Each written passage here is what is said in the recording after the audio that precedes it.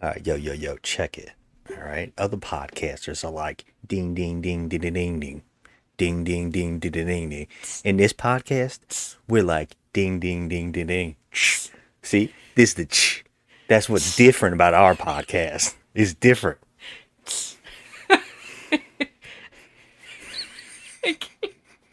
All right, stop. Collaborate and listen. Okay? Joe's back with a brand new edition. I am. Now it's garbage.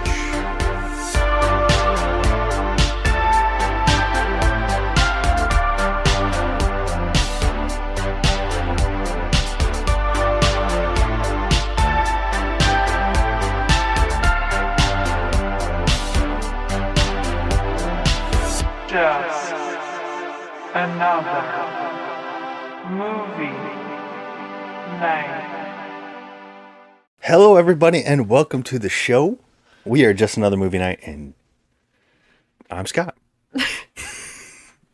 Are you? Wait, you're not. Or no, as you're you told me, I'm Ginger Ice. You're Ginger Ice. Only because I was dancing at the end of this movie. I'm telling you, you had some slick moves. I Yeah, think right? that your moves are on par with Vanilla's. There's one particular scene in this movie where I saw myself in the background as one of those guys with the high-waisted pants just waving their arms. And you're Joe, aren't you? Are you not? I am Joe, and we're just gonna be like, just Joe. I am not gonna nickname myself because I got nothing. I can't do anything as cool as Ginger Ice. Ginger. It sounds like gingeritis. Gingervitis. Gingervitis. Jojo beans and gingervitis. What are we doing tonight? We are talking trash. Talking trash. Yo, yo, yo. Talking trash. Talking trash. This is our show to spoil, debate, crap on, give second chances to the hated, the lowest rated, and the much debated and often forgotten flicks of the internet, all while asking the question, is this the worst movie ever made? And if not, what is? Because here on the show, we believe you truly can't review a film unless you know what the worst is. And today, we are talking about a movie that has the tagline, when a girl has a heart of stone, there's only one way to melt it. Just add ice. Oh my god. Well, first of all, the girl in this movie did not have a heart of stone, okay? We are talking about 1991's Cool as Ice. This one was requested by our friend, in quotations, Lisa, our friend over at Real Movie Lovers. Oh man, are we still friends? She's on YouTube. She's on podcast forum. She is doing every single thing that you can do in social media and internet and everything. She is inspiring. She does it all. And that's Real, R-E-E-L, Movie Lovers. Yes. She suggested this movie. So we are making a whole month of movies around this movie that she chose for us. And this movie has an 2.9 on IMDb by 10,500 reviewers. Oh, dang. That's probably the most rated film we've done on the podcast. Wow. Oh, no, that might not be true because I'm thinking like Artemis Fowl maybe, or Son of the Mask probably had more. That's just a guess. I would say that probably be Artemis Fowl is around 50. Okay. It has a 24 from Metacritic. It is directed by David Kellogg, the inventor of Super Colon Blow cereal. Okay, that's not true. What? David Kellogg actually is the director of the live-action Inspector Gadget movie. Now, you know when you said Kellogg? It reminded me of the Fresh Prince of Bel-Air when Will used to call his friend Cornflake because his, Oh, last yeah. his last name was Kellogg. Forgot about I think that. of the stupidest things. I'm sorry. Take heed. It's okay. Because I'm a lyrical poet. I'm just saying. Oh, you didn't even know I it. didn't even know it. But my name is on the scene, just in case you didn't know it. Oh, my God. Our town that created all the bass sound, just so you know. Shouldn't this all be coming from Ginger Ice? All right, so this is written by David Sten, and it is starring... And David Sten, he basically was a writer for 21 Jump Street. Oh, in the 80s? Yeah. Oh, okay. This stars Robert Matthew Van Winkle, a.k.a. Vanilla Ice, as Johnny Van Owen. He was paid $1 million for this movie. Wow. That's good. Yeah, he's the winner of 2 American Music Awards a People's Choice Award, 2 Kids' Choice Awards, a Factual Entertainment Award, and the Golden Raspberry Award for the worst new actor, actually. Oh my god.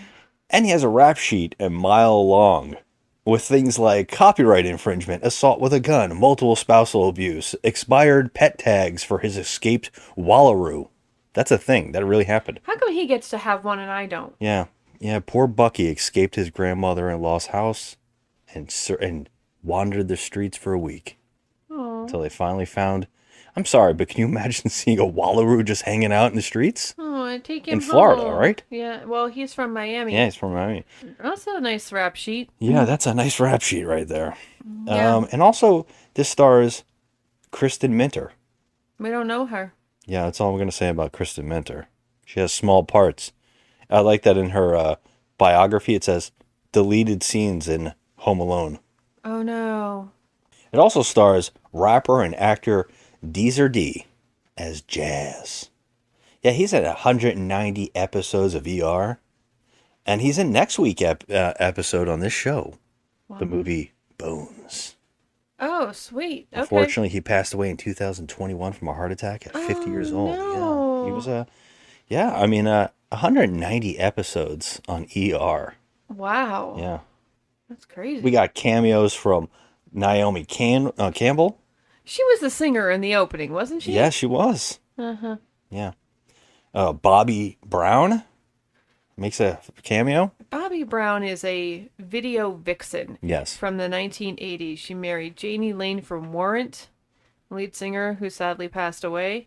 She also bedded, I think, Vince Neil, Bret Michaels, David Coverdale, various Guns N' Roses. That's her biography. Yeah, she's a very famous Her hit list? groupie. Yeah, she's pretty hot too. She's very pretty. She's in the Cherry Pie video. She is. Yeah. They shot her very well in the opening here.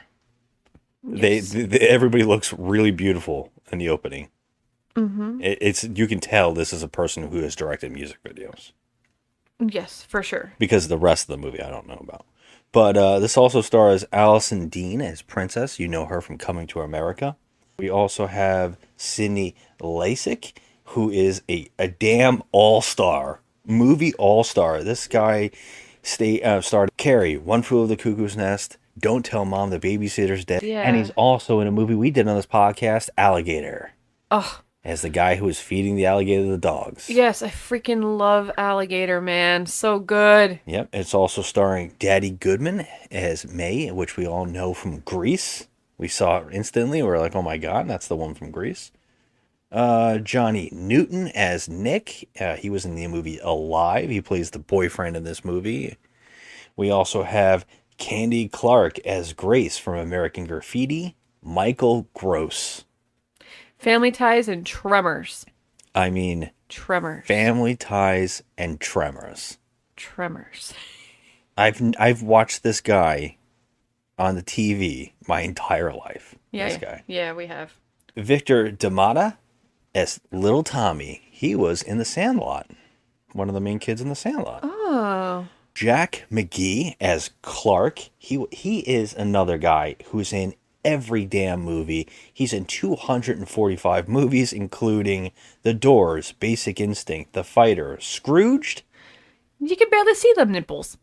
And he's really looking. And a movie we did on this podcast, Showgirls. Oh. Oh, yes, he is in a... Oh. Also, S.A. Griffin as Morrissey. He was in Pale Rider, Twins, and Near Dark. Also stars Vanilla Ice's jacket. With such words as danger, deep, down by law, freeze, hype, ice, lust, ah yeah, rollin', sex me up, and yep. Shut up. How did you get all that? Someone actually took the time and wrote all these down. Oh Although my I think I God. saw one that wasn't even on this list, but also dope, question mark, Okay, I and didn't- JK. I didn't see dope on there, but you know... This movie had a $6 million budget. Oh, jeez. It grossed only 1.1. The movie was written for him and almost starred Gwyneth Paltrow. as the main actress until her father talked her out of it. Oh, thank God. Yeah. And the most interesting thing about this movie was reading into Vanilla Ice's life, career, personal life, events around him. I was more interested in that than I am the damn movie. You know what's funny is I know a lot about Vanilla Ice. You're an Icicist? I'm an Icicist. Sounds like a Dang, sounds like a terrorist. terrorist. Yeah, please don't flag us for this episode. No. Yeah, I just gotta point this out, okay? Because I had a list of movies to do around this movie that starred rappers. Like every movie this month, I wanted to do a movie with a rapper in it. Because we were doing Vanilla Ice's movie. I was like, oh, we gotta do Bones with Snoop Dogg. And I had two others. But then, I don't know if we're gonna switch one of those movies out because I found an oddity that I didn't even know existed until I read into the back and forth conversations in rap between Eminem and Vanilla Ice, where these two seem to have shared lyrics at each other a few times back and forth, where Eminem seemed to not only be nice to him, but mean to him, and Vanilla Ice did the same back. And then Vanilla Ice was in an Eminem video. It seems really odd, but then I fell down the rabbit hole and found something so spectacular bizarre that I don't even know how to take this, and I don't know if we should watch it or not, but there's a movie that exists called The Hip Hop Witch, starring What? Eminem. What? Yeah, it's a Blair Witch Project parody film Oh my God. where a witch gives powers to rappers, and the rapper Eminem goes and talks to other people the witch has talked to, and Vanilla Ice is one of them. I don't know how I never heard of this thing before, but it looks like a straight, like, filmed in a house movie. So I don't know if it's a joke, but it exists. It's I mean, on it's gotta YouTube. be a joke. It's not on YouTube. It's on Amazon Prime right now.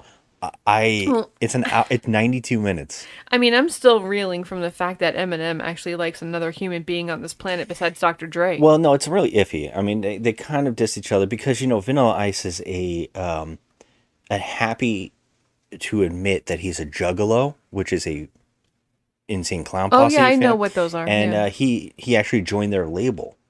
And later on, when he went okay. into his rock career as well, if you remember that little spell there for a while, Yes, I do. Eminem hates the juggalos. So he goes after them a lot. And there's a lot of weird things here. But I think when Eminem had him in his music video, and I don't even know if Eminem was like the chooser of that, or the director was, but Vanilla Ice kind of went out of his way to say, well, he would be crazy not to at least admit that he had to have recognized me when he was young as being a thing, And so he's like, it's kind of odd for anybody not to reference certain thing existing and maybe helping open the door for that person to try to do something. Yeah. So I don't know. It's kind of crazy. Watching this movie, right? And I think you agree with me. The guy is an entertainer. Well, number one, he can dance. Okay? Yeah, that's what I'm saying. He can sell the music, even if it sucks. He's putting on a show. Yeah. Some people kind of have it both ways. They have the talent and they have the show. Like somebody like Pink or Bruno Mars, who are just put on an incredible show and are super talented. They could do anything they want. Vanilla Ice is, his raps aren't the greatest. He doesn't spit the best flow, Joe. How dare you?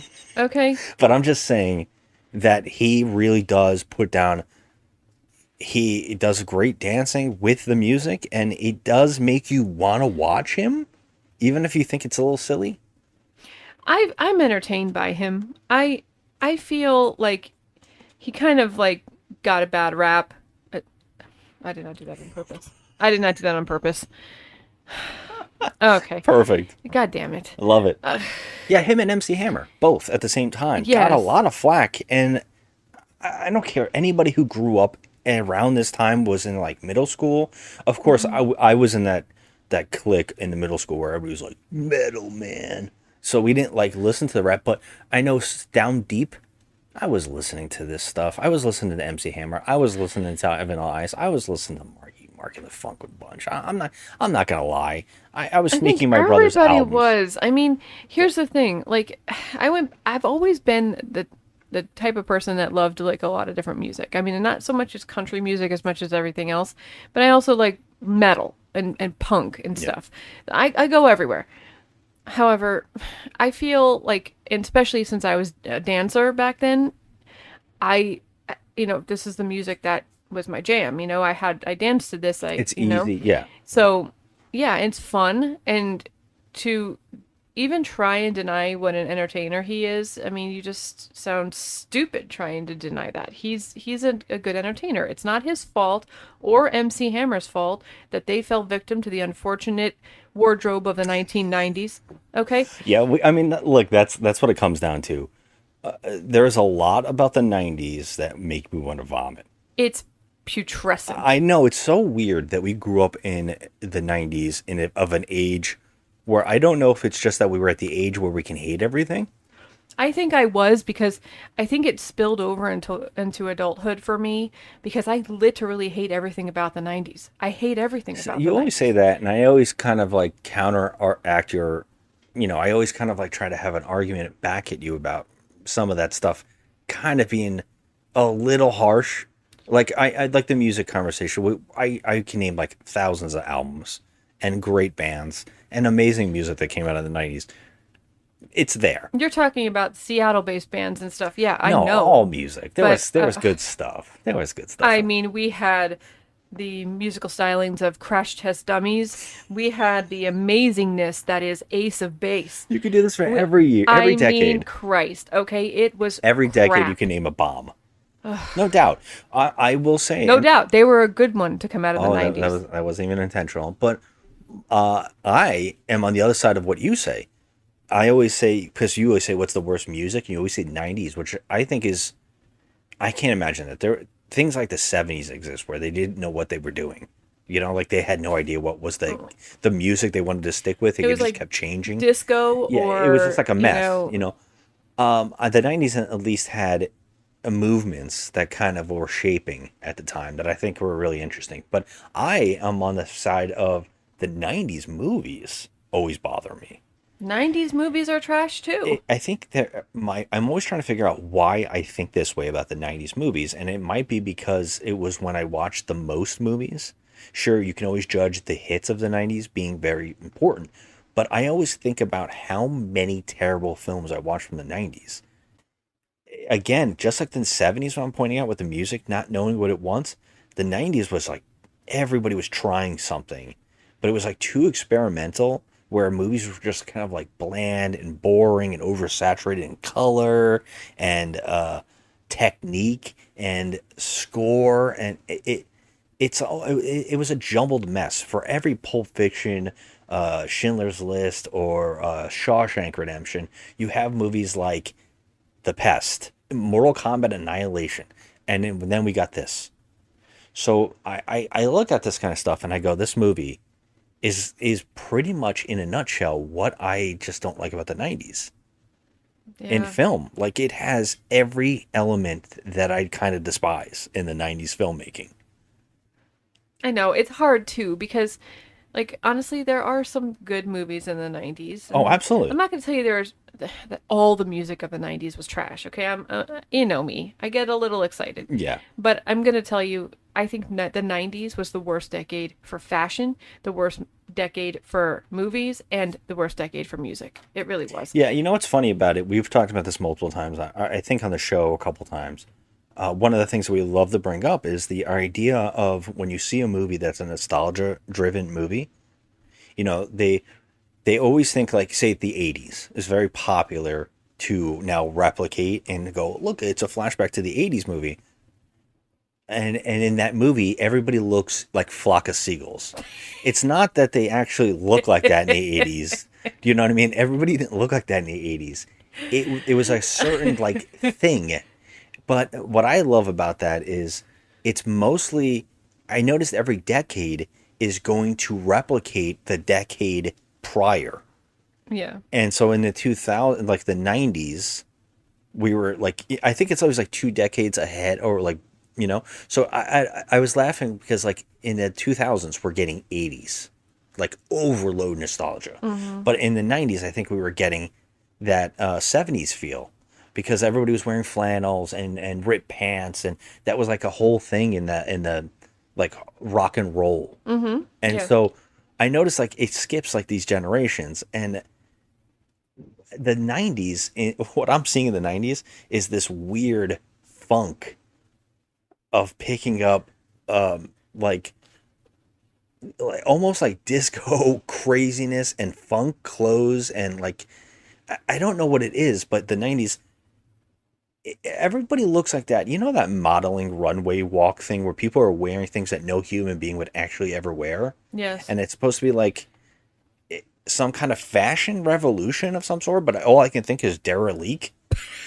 You know what I mean? Derelict Like, my balls. Yeah. Every time. How many times in this movie did I say it's a walk off? Every time they showed the rapping, like they showed the concert, I would always go, it's a walk off. By the way, okay, so let's talk about this movie because we're all over the place, and I think We I are. have so many thoughts. I could totally crush the 90s. I am not going to do it. Yeah, let's move on, I guess, from what I'm talking about. But yes, the clothes, because the movie starts off right out of the gate with the clothes and this whole. The only thing I could think of, the way that this is shot, made me think of. Do you remember the En Vogue video where it's like the light flash?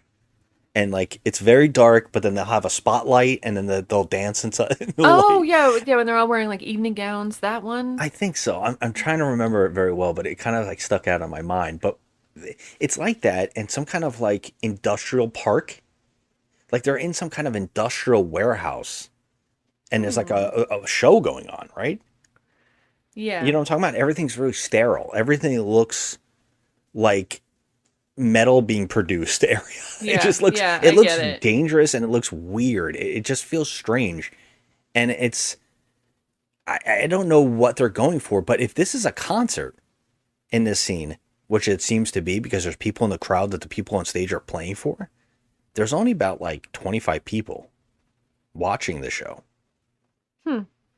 And I was like, so is our main character Van Owen, Johnny Van Owen? Johnny Van. Is- Why do they have to put the Van in Is there? it because of his real name, Van Winkle? You know what's weird too is that Van Winkle is not really his father's last name. His father like left when he was an infant. So that's another fake he's thing? using his first stepfather's last name, Van Winkle, when he was growing up. But then his mother divorced that man and married another man, and he just kept his last name as Van Winkle.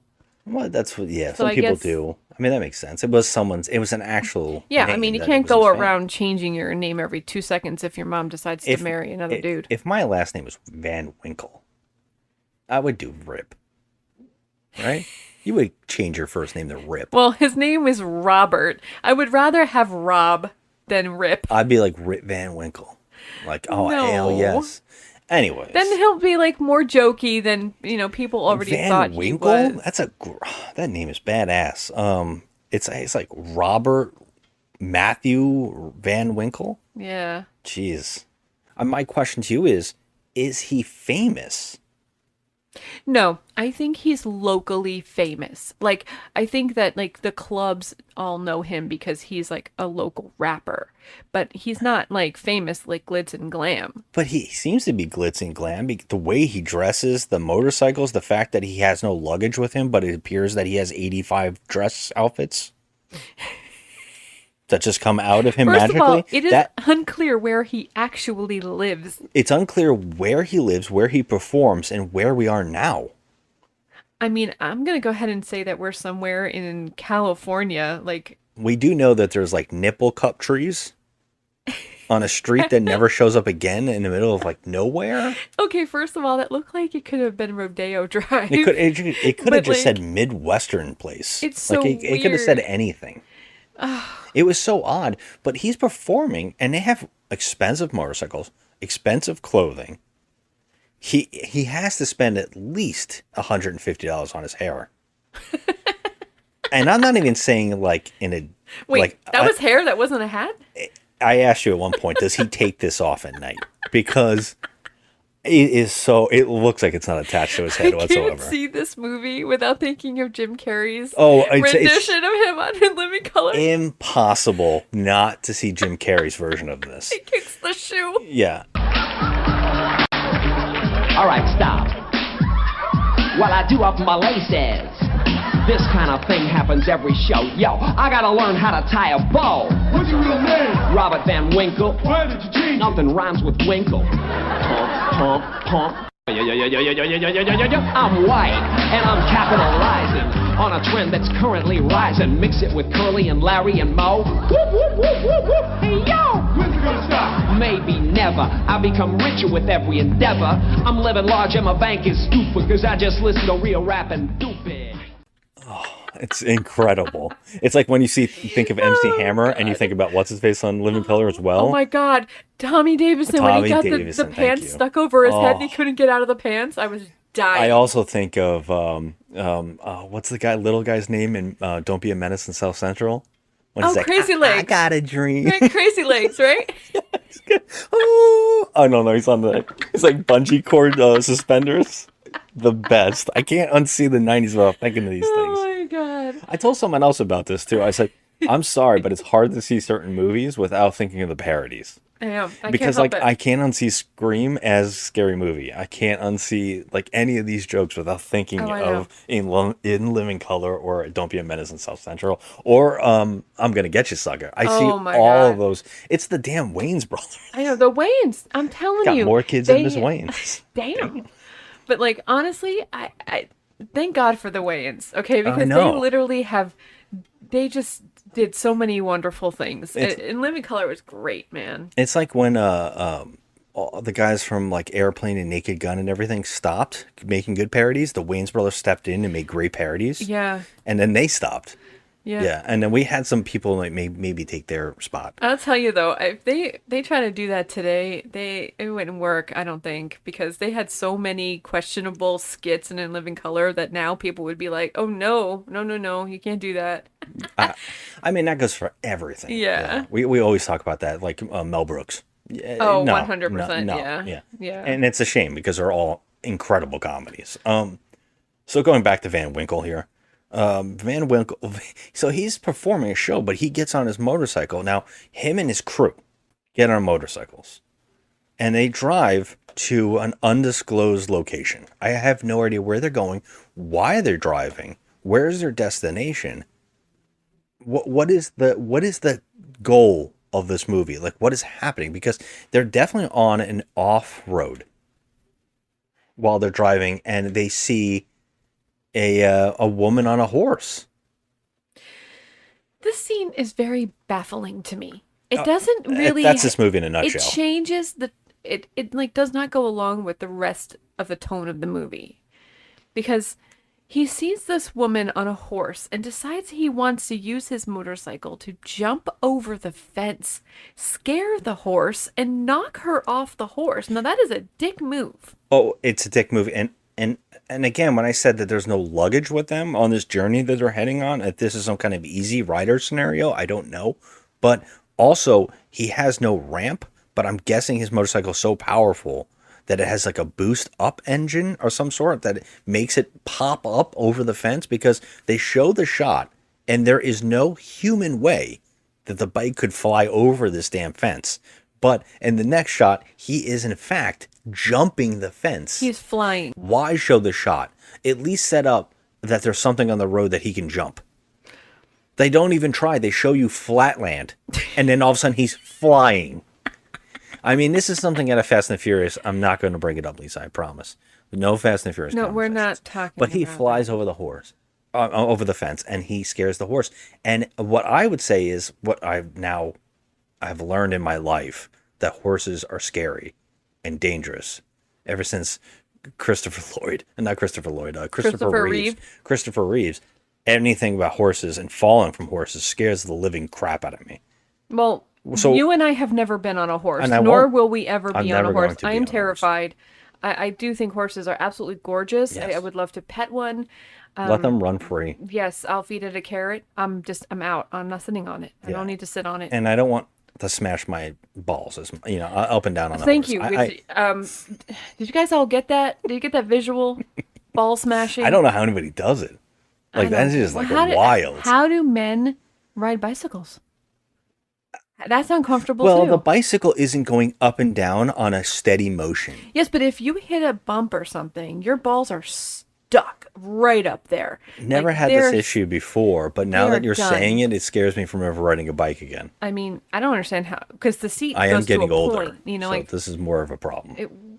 oh, all right, we're gonna move on from this So anyway. he does scare the horse, and the horse throws her, and she lands on her back, and she's fine. Which I was like, oh, and you know, he stops his bike as well and runs over to her, and he's like, "Hey, you okay?" And no, then he doesn't even ask her. he does say that, but he doesn't say, "I'm sorry." He Like, says, "Are you okay?" I'm like, first of all, if I were her, I would have punched him in the face. First of all, She okay? does punch him in the gut. Not enough.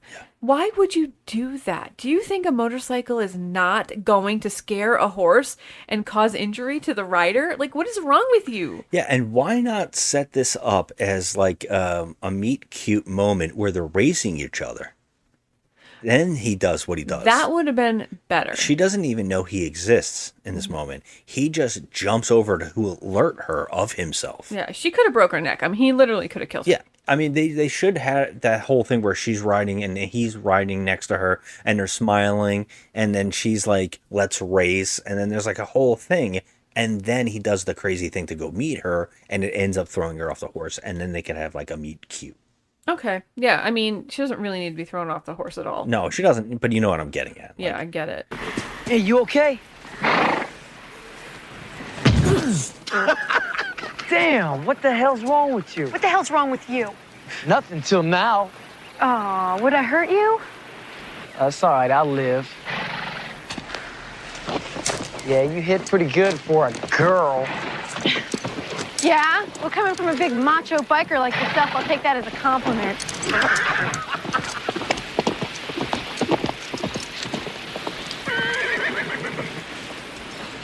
Yep, she likes me. But what I really love is this ongoing thing about him not taking no's and the movie portraying that as a good thing. Yeah. Because she 'cause- punches him. Yeah, well, he thinks he's being charming, as most men do. They think they're being charming. And, the girl could be like, no, just fuck off or whatever. And like, oh, come on, girl. Yeah. Like, they just don't want to give up because they think very highly of themselves. This is what's going on here with Mr. Van Winkle. And he, after she punches him, gets back on the horse and rides off, he goes, she likes me. Like, really? What gave you that impression? It's time to G-O. Time to G-O. I know. What gave you that impression? But what's even worse is that right after this, one of his friend's motorcycles break down. And so it seems like they do a prison break, tie together some kind of It's like a shirts, makeshift. a makeshift shirt It's a makeshift, wrap. like, tow rig. And they tow him into town and they stop. Now, I love this scene because you said to me, I didn't know this was going to be a slapstick comedy. And I agree with you. At this moment in time, it is very hard to tell what this movie is because they stop in front of a house of pure madness. At first, okay, tell me if I'm wrong, but at first, didn't you think that this was some kind of a youth center? I didn't get that at all because there's two creepy old people that it's almost like this exists outside of time. Like if you told me this was like they were supposed to be angels from like a movie where the angels are supposed to get two people together and change their destiny. Oh my God. Like there was a subplot in this movie where they were up in heaven and God's like, hey, your mission is to save two people and make their lives better. And they were like, okay, we're going to go down. And that's what's happening here. They don't do that. These people are supposed to be taken seriously in this film. Well, can I just tell you I memorized this whole entire building. So on the outside of the We could fence, talk about it forever. there are so like the fence has little posts on it, and on each post is a globe, like spinning? a world spinning globe on each post. Now, the color of the facility is rainbow. It's all rainbow. Everything is rainbow. Not for inside the house is like scripts, some kind of writing. It's all white sheets of paper all over the walls, the furniture, and even the appliances seem to be covered in script pages. Well, it looks like something from like a textbook, like a school. And it's all lit up. Yes. Now, can we also talk about the oversized salt and pepper shakers?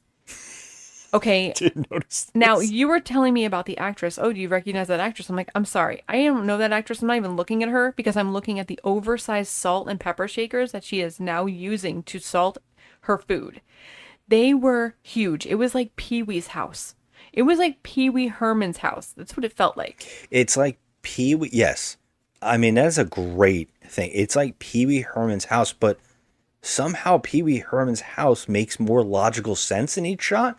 In this movie, every shot is like, where are they? Did they enter another dimension? Which they actually make a joke about the Twilight Zone. And I was like, are we supposed to think this? Because if the house wasn't enough, and we didn't talk about these two actors, the two actors come out now. I guess they're husband and wife. Yeah.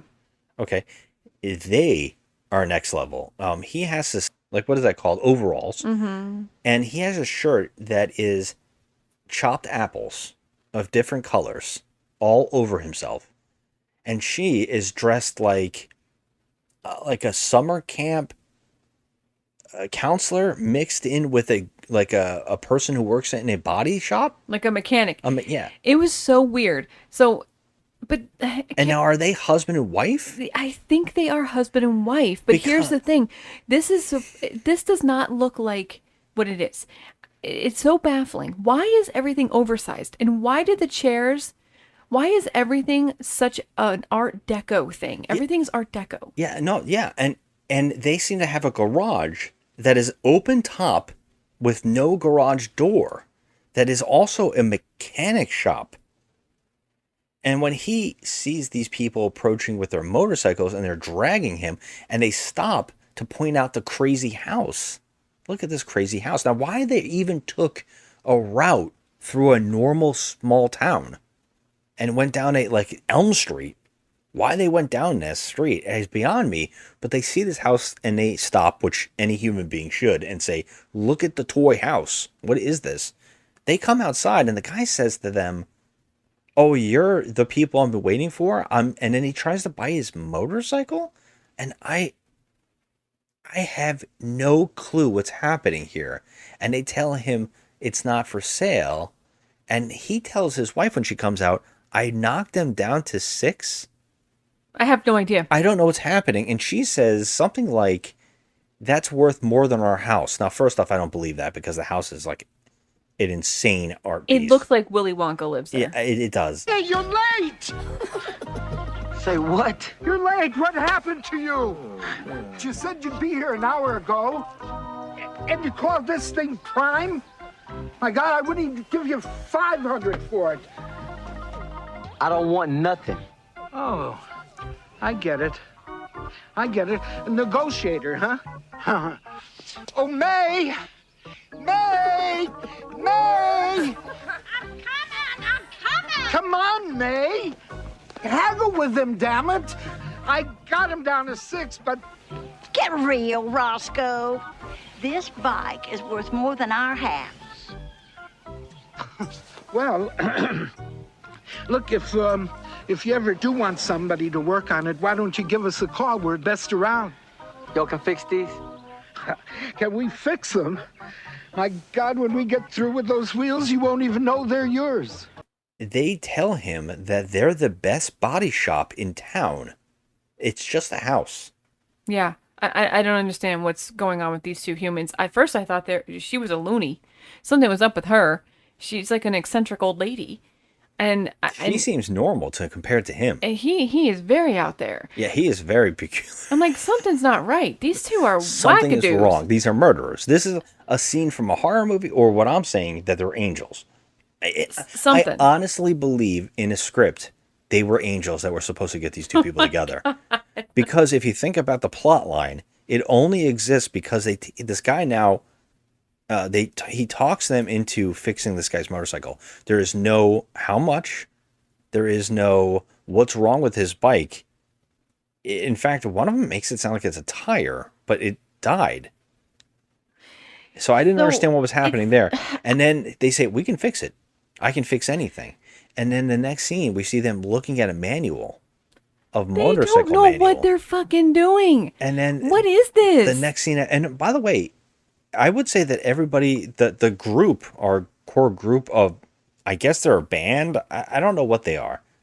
Our group is kind of like belligerent to them. They're not very friendly to them. Not really. And they are so crazy that the guy takes apart his entire bike, every single piece, and lays it out on the street, like on the side, on the whatever, the driveway. And the guy's yelling, "Where's my bike?" And it's like, it's psychotic. It's like next level. And I'm like, why is everybody taking this so friendly? They have to be doing this on purpose. There has to be some kind of plot that was cut out. Why these characters? And also, I don't even know if you considered this while watching this movie. They're living there. They never leave. They never leave. I don't understand. And like, also, you see them each day with new clothes on. Yes. Okay, so I couldn't stop thinking about this during the movie. Where are all these clothes? Where are all his jacket alone would only fit into one suitcase. Yes. Okay. Can we just talk about that too? He's always wearing these heavy leather motorcycle jackets. It is no less than 380 degrees out there. I mean, no less. How is he? And he wears them with shorts. Did you notice that? Yeah, Beetlejuice shorts at one point. Yeah, oh my God. He's got like a hat tied to the front of his buckle. There's some bizarre stuff. He's got also giant boots. They also seem to have a helmet at one point. I don't know where any of these things were located, but the fact that they're living at this person's place. Now, how many days does this movie take place over? I mean, it's got to be at least a week because of all the events that take place. I feel like it's only a few days. I mean, I think they want you to believe that, but if you just watch this movie and the events that happen, there's no way it can only be a couple of days. I mean, it has to be at least a week or two, probably 2 weeks. The crazy pseudo mechanic says, I don't know, probably in a day I can fix it. Yo, hi, where's my bike? He really is a genius.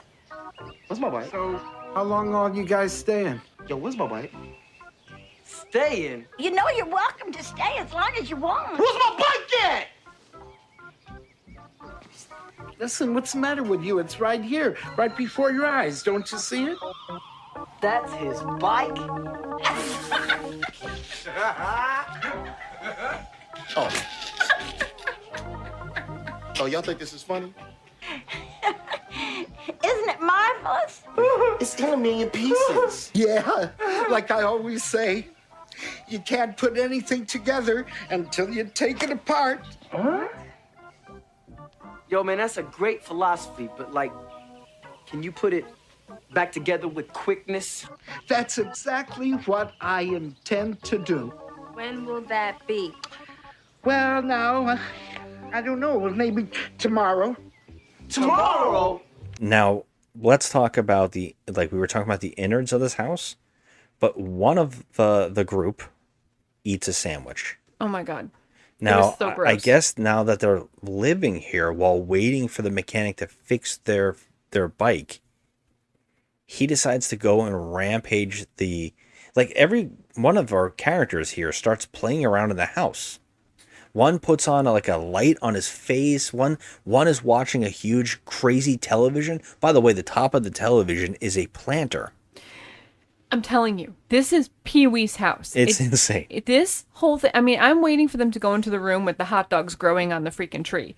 It was way out there. I mean, ridiculous. And the fact that nobody seems to really reference it beyond them saying, look at this crazy house when they first pull up. No other characters act out about this. No one ever mentions their house. Nobody's even weirded out by it. Them. That's why it made me think that they didn't even exist, because no one seems to ever mention them. The guy makes a sandwich. if I don't say this out loud, it's going to bother me. He puts peanut butter on bread. Then he puts anchovies. Then he puts pickles. Then he covers it in mustard. And I think potato chips. And he eats it, and he's very satisfied with his meal. And I was like, I don't know what reality is anymore. I don't feel like any of his crew are real people. I don't feel like the mom and pop at the freaking motorcycle place are real people either. I don't feel like anything that's going on in this house is real. Yeah, it's like a dream sequence. It's so odd, and especially Van Owen here, he goes over because it just so happens that the lunacy house is right across the street from our main character's house. And that's what really bothers me, because they seem like such wholesome, like American, like just like what you would imagine when you close your eyes and think about like suburbia, and they live across from insanity. They live across from Toys R Us. You know what's funny though is that you never see the two areas in the same exact shot or anything. So we know that that's like a sound stage, the crazy house. Maybe, could be, but multiple times I said, why doesn't he just walk across the street? He drives his motorcycle up to their front door like he had to come from a different direction. Yeah, which makes us believe that he does have a place to live. But he never references where he's going or what. There's just no rhyme or reason to anything that's going on with Van Winkle. We can literally make a podcast just about this house and this group of our main characters, because I have no idea, but we have to move on to her now. Okay, this actress, I don't know where they got her. She's pretty, though. So I saw that they offered this to at least 15 very popular actresses at the time, and they all turned it down until Gwyneth Paltrow was pretty much on board and then backed out, and then they just got this actress. Yeah, she's not bad in this. She's not bad.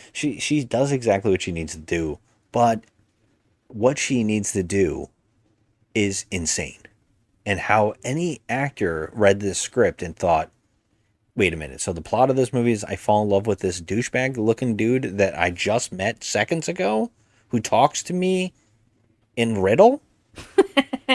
And this is the thing that we're doing in this movie. And the only reason is because there's one other guy in town who looks like a normal human being, because we see some other guys later on, and they're in a cartoon too. Mm-hmm. So I am confused. Yeah. The plot of this movie is that somehow, when he runs up, he sees her walk up to her door.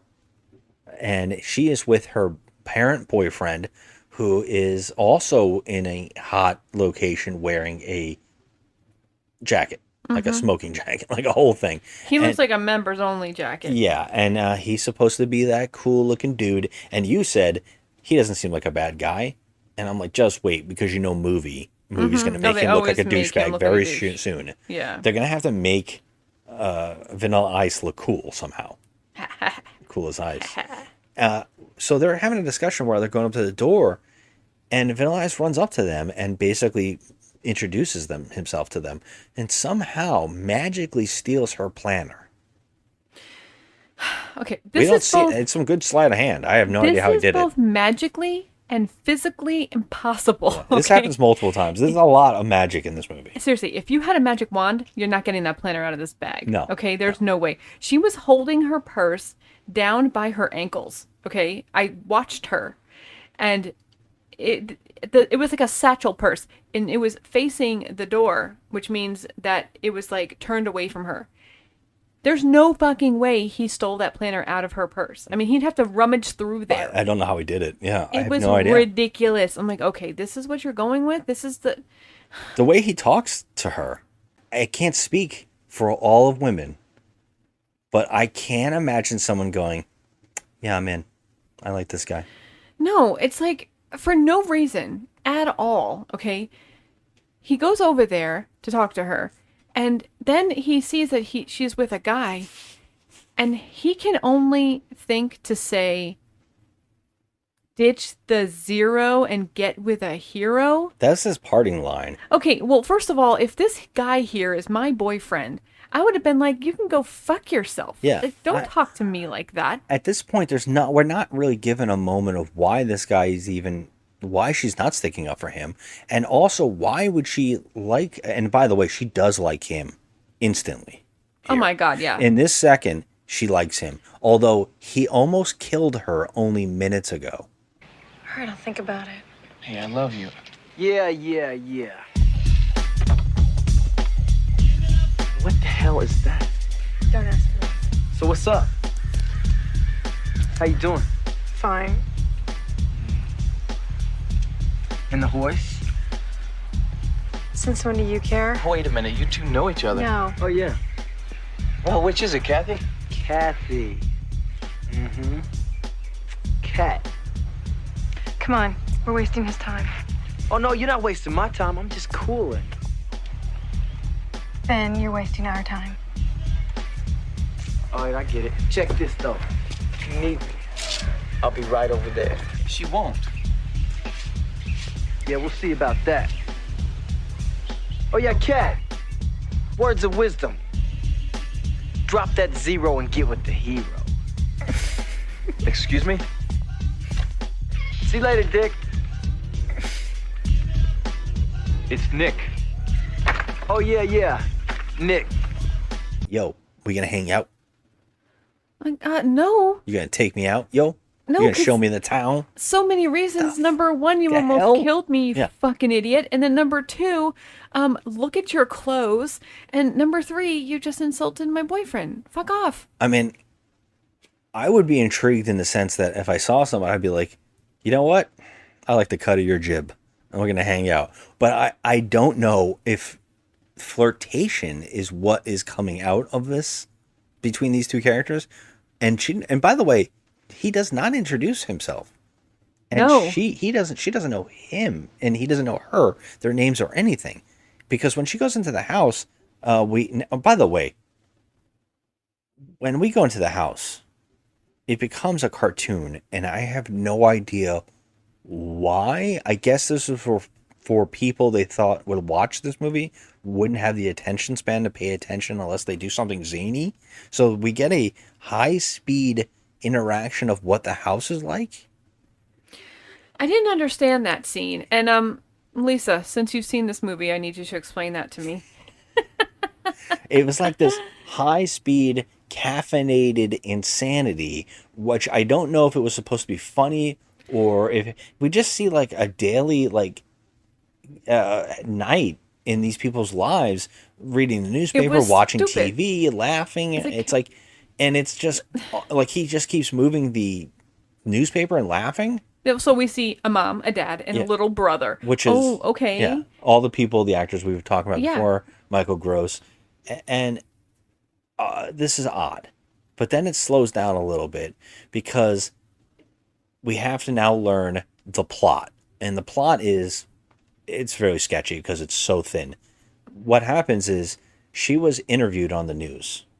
The daughter, the one riding the horse, was interviewed on the news because she is some kind of special person. Equestrian. She's an Yeah. equestrian. She's just like great in school. She's also a senior. In high school. Yeah. Yeah, that's okay. She's being interviewed and she's like, I'm wholesome. Everything's great. Everything is amazing in life. And it's all because of my father. So they pan to him and he's clearly trying to hide his face, which I was like, oh, okay, this is some shit this is the plot. So they're trying to put a plot in here and I knew it right off the bat too. I was like, Vanilla Ice is going to be the good guy in all this, even though he's such a douche. Yeah, it's tough.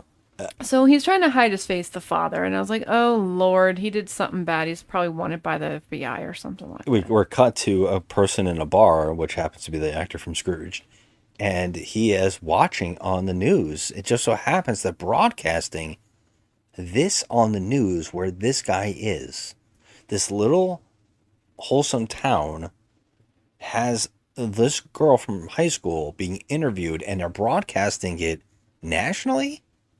No, it could just be a local news station. So you're telling me that this all takes place in what, California? Yeah, maybe it's like a small town in California. But they're broadcasting it in where he is in the bar, which you would think is city. Well, maybe he's in California where they are, like around there. I mean, it's just because it's a small town doesn't mean there isn't any bars. Well, I'll break down the plot then, because this is where I get sketchy. Because, okay, when he's on the news, we see that this guy sees him and goes, "That's him," and so there's instantly a call to his house with a hang up, and instantly Michael Gross and his wife act like they're going to die soon, and they freak out a little bit.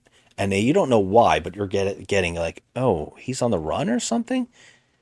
And so we find out that, yes, he is on the run, that he has changed his name and set up family. Now, the daughter was born here. Yeah, so she's 18. Yeah, this happened before she was even born. So she just grew up thinking that this was her family life and nothing was wrong. Yeah, but 18 years. Yeah. They have gone off and hid. He changed his name. But now let me ask you, would you not leave the state at least? I mean, I would leave the country. Yeah. I mean, because what we find out now, he is not, which he should have been, he is not in the witness protection program. This whole thing, okay, so let's just say what he's dealing with. Okay, why did he change his name? Why is he in hiding?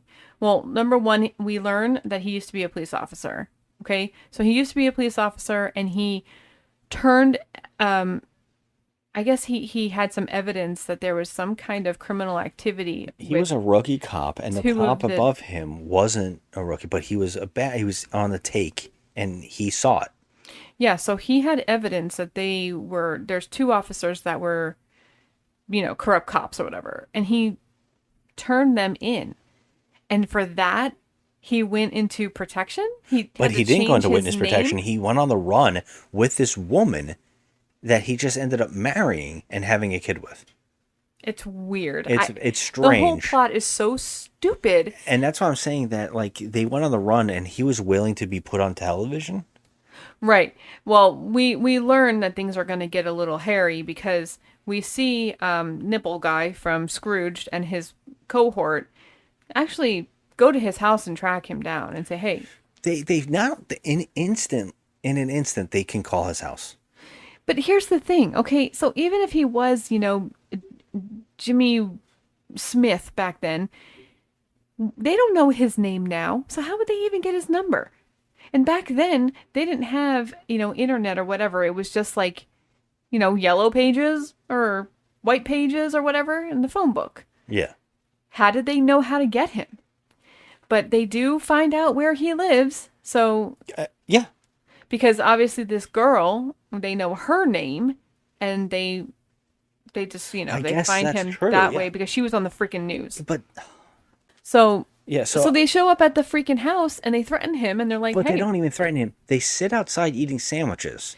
And then and there's a weird subplot here where Michael Gross now believes that Vanilla Ice is the villain because he sees him talking to these guys outside. Yeah. No one, and I don't even understand it, but why wouldn't you call the police? He actually makes a reference that later on, but he doesn't. Because they're kind of saying that the police are involved, and how do you call the police? I don't even. And these guys are the police. But here's what bothered me about this: when they show up to his house and they actually knock on the door and say, "Hey, we got your number, dude. We want our money." Now, what does that even mean? I don't know. They didn't even tell us that he took money. Like they said something about they were talking about like loan paperwork or some shit like that. I'm gonna guess they were trying to like embezzle money or something. I was a policeman, practically a rookie. My partner, a guy named Walsh, thought I was pretty square. Yeah, I guess I was. But I was also honest. And Walsh wasn't. So when Internal Affairs decided to do something about it, I did what I thought was right.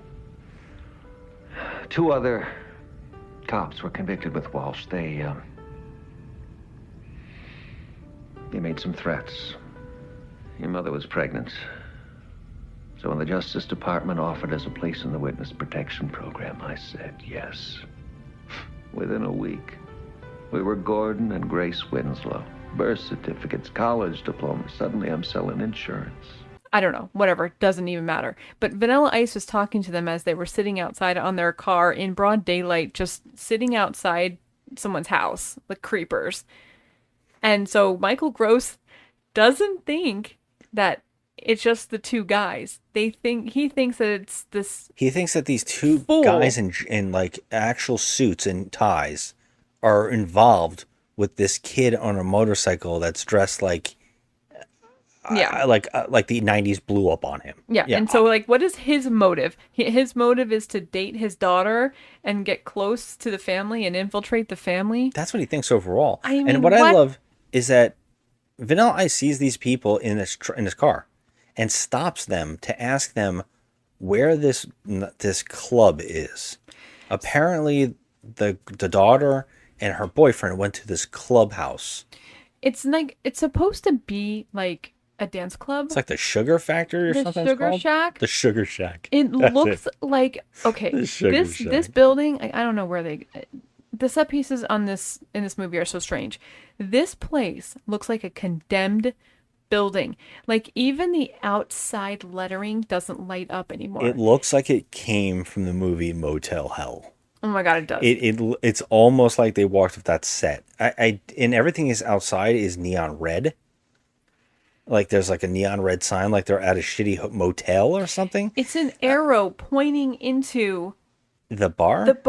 And it's like not a bar. It almost looks like one of those cheesy dances you see in the movie when all the kids don't dance with each other, but they're supposed to be.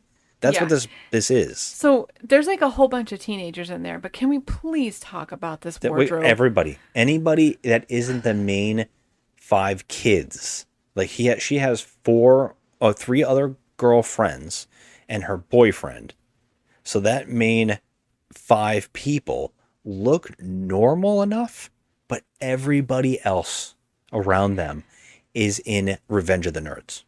They are in full-on nerd gear, like the knee Halloween socks, section, okay? Halloween nerd section, yes, for clothes, with like the Birkenstocks, with the knee socks, and the girls are in long skirts with the shirts buttoned up to their necks. Amy Fowler, yes, they all look like Amy Farrah Fowler. They do. From Big Bang Theory. I was looking. I said I can't even watch the movie because the background is so insane. I can't even focus on the front. Like I can't unsee this kid in the back. Everybody looks like what people think Star Trek nerds look like. They look like Poindexter from Revenge of the Nerds. It's like, what are you? Okay, like let's go out of our way to make all of these teenagers look utterly ridiculous and boring and lame and just like a bunch of freaking potsers. But you got to talk about Pedro, the band that's playing on stage. Oh my god, is that the name, Pedro? No, but that guy he reminded me of Pedro from Napoleon Dynamite. Yes, he had the same clothes on. Yes, and he kept doing the thrust. Look me in the face. I like that band. They're sharp, huh? Going to town.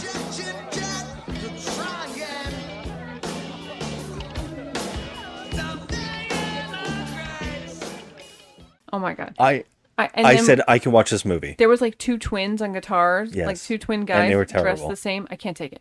So it was the most god awful band. So they had to put every element in this scene to make you know that these kids are dweebs from fucking hell. Okay, yeah, like they're dweebs. Again, straight up. This is like they're in the Annie Griffin show, and then that Vanilla Ice walked in. It's like the outside world doesn't exist, and that's what bothers me. That the broadcast news broadcasted from this town into the entire state, because that little local blurb, why did it need to be broadcasted? Because this town is cut off from reality. It seems like it. Although the little brother in this movie seems like he knows the reality exists, because he's playing Super Mario, he's playing Techno Bowl, he's having a good time, and he references multiple times about how everybody's such assholes. Like, he is funny, and he seems like he belongs in reality, but nobody else does. Everybody else is shut off. Like, they have never heard music before. Is this the town from Footloose?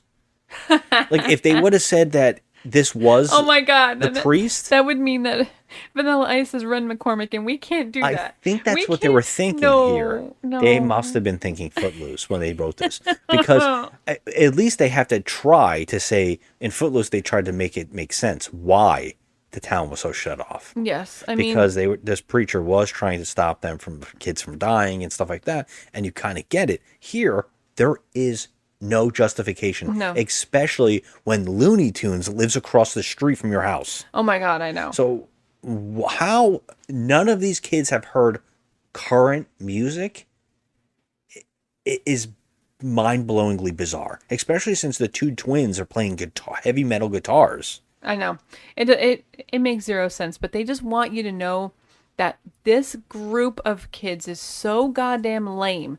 So when Vanilla Ice walks in, it's going to be like the freaking like Grand High Wizard from The Worst Witch. You know, remember that? Nice. Like, he came in and he's like, hey, you know, and like a miracle has just occurred. He's going to just turn up this place, and of course, he grabs a microphone. And he says, drop it. And then some kid actually is so in shock that he drops his orange drink. Yeah. He was drinking Crush. Orange Crush. Yeah. So Vanilla Ice drops some beats, and he starts rapping. With his wireless mic. His wireless mic, which those exist. Not in this thing, not in this scenario, in this scene. Well, I don't think anybody's instrument was really plugged in. Yeah, this was like a bad karaoke. And there is no way they had a wireless mic system for two guys to dance and do wireless. And then also there's a record player that's somehow hooked up to the PA system while that band was playing. And they detach the band from the PA. And then the guy starts sampling the music. He starts making a beat with the records. He starts DJing in this little place. And everybody's in shock. They're appalled.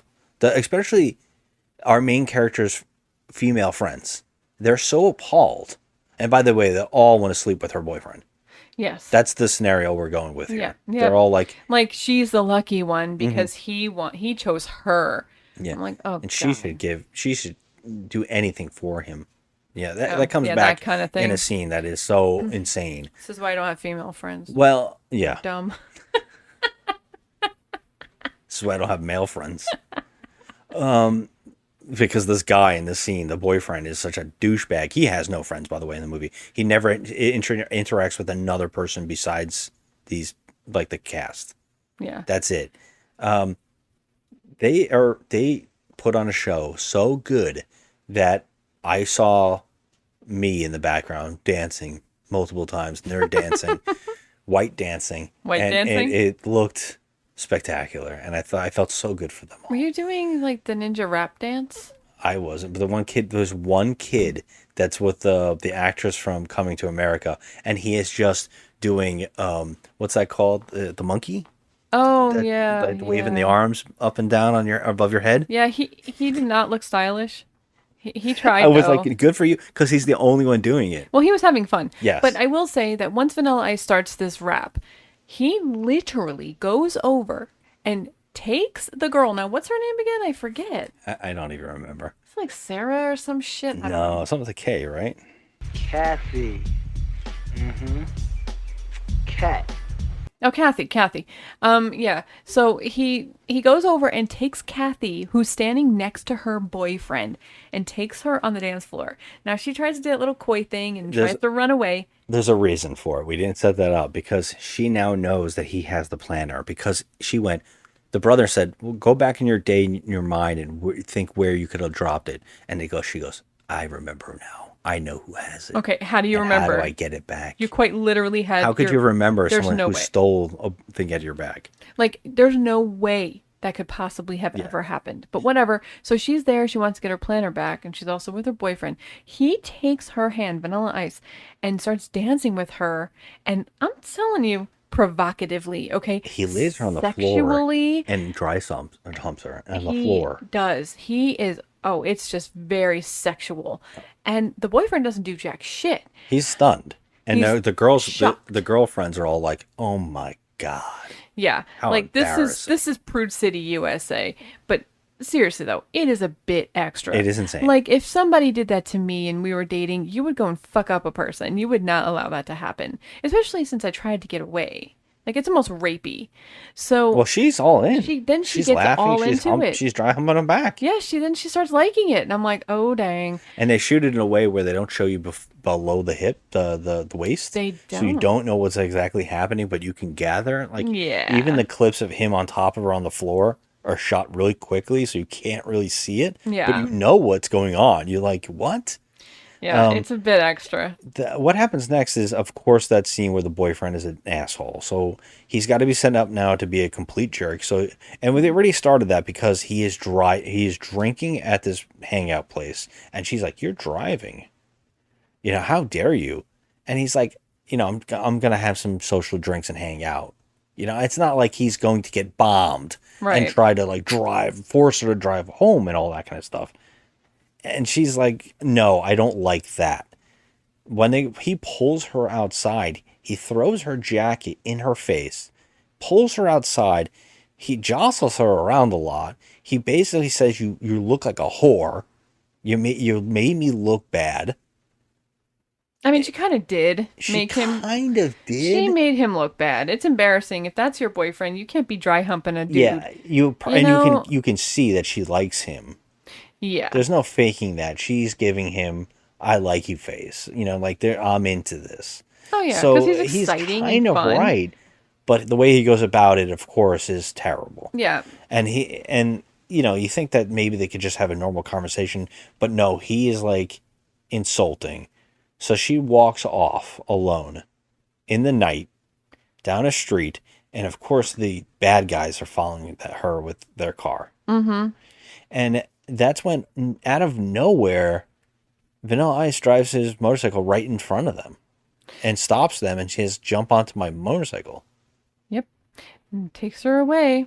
She drives her home, which the people know where she's going, so they could just follow them there. Right. It doesn't even make any sense. He's like, "Who are those people?" I don't know who those people were. Anyways, I want my planner back. And he's like, "Well, what's up? What are we doing tomorrow?" And she's like, "What do you mean?" And he's like, "We're going somewhere? We're doing something?" And then she's like, So pushy. yeah, so weird. And she's like this, "Well, you can give me my planner back." And he's like, "Oh, it's going to be like that? You're going to diss me?" Diss me? I'm like, you seem just as bad as that boyfriend did. Okay, it gets worse because he. No, don't skip too far, because she says, "I want my planner back. Tomorrow you're going to give it to me." Now, she walks into the house and we see that she has now pulled a magic trick of her own and got his license. But what's even more odd is she has some kind of black book or something, because she has Bobby Brown in the beginning wrote her number on his something. On a piece of paper. And it was in his pocket with his license, I guess. Yep. Because it says It says Monique and her phone number. Oh, she's like in bed and she's looking at it. She's like, hee, I can't stop thinking about Vanilla Ice. Now here is the fucking craziest thing I have seen in a long time in a film. She wakes up with an ice cube being pushed into her mouth.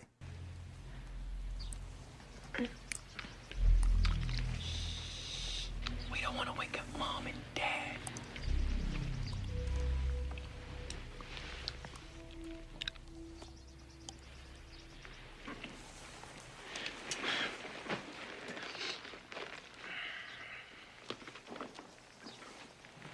What are you doing here? You asked me. Yeah. That's what I was going to start saying. Okay, this is, first of all, it's sexual as fuck. But number one, he snuck into her fucking window. And she's in a button-down shirt only. In her underwear. In her underwear. And he is laying in Laying her next to bed. her. He broke in laid next to her, and somehow got an ice cube, which makes me think after he broke in, he went and got ice from the ice maker and shoved it in her mouth. Was so creepy. Like, she woke up and saw him lying there next to her. Like, oh my God. Like, my first thought would have been to scream because, number one, you probably, like, molested me. Yeah. Like, what the fuck are you doing in my room? He's got his boots on and they're on the bed. I couldn't believe it. I was like, oh my God, this guy. Like, what is going on with this guy? Like, he is overly confident to the point of creep. Okay? Like, it's creepy. It is seriously spooky. It is. And then can we talk about the fact that she told him, get out of my room so I can change my clothes. And he goes, well, change them. And she's like, oh, you think I won't? And she starts undressing. She starts undressing and giving him sexual face. I was like, what? And the only reason it stops is the brother walks in. Look, I can't stand here. I have to change. Go ahead. What, you think I won't?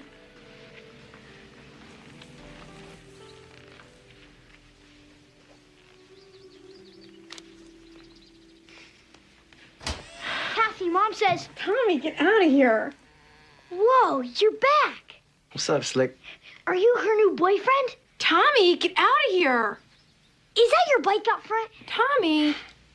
Yeah, you ever been on one? You will. Yeah? When? Soon, kid, soon.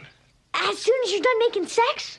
Tommy, get out of here. That's not funny. Promise? Promise.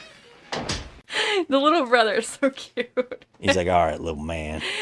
Let me bang at your sister a little bit. Oh my God. What the hell? It was so creepy, that Now, whole scene. I did not like it.